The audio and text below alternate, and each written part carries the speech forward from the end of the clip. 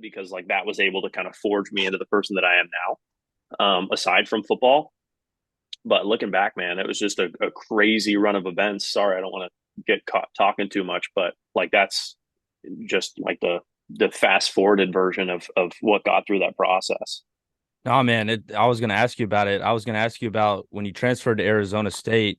You mentioned the transfer portal and how it's kind of a lot more accepted now versus kind of when you were going through the process because you had to get like an appeal and all this kind of stuff. How much easier do you think that transition would have been for you if you would have been doing it right now?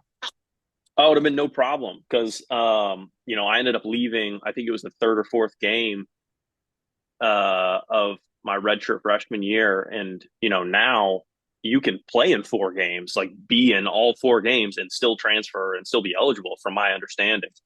Um, Now I'm not completely sure. Like I know for graduating, that's obviously the case if you're a graduate transfer, but um, like the redshirt rule, that's all completely new. As far, like you can play in 4 games, still be considered a redshirt, which would have been useful my senior year of school too when I got hurt because I got hurt the fourth game of my senior year.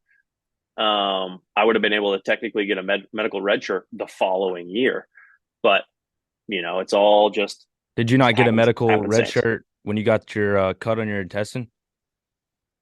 So that was my true red shirt. Like that was my like regular red shirt, but the NCAA allows for you to get a medical red shirt on top of just like a standard red shirt.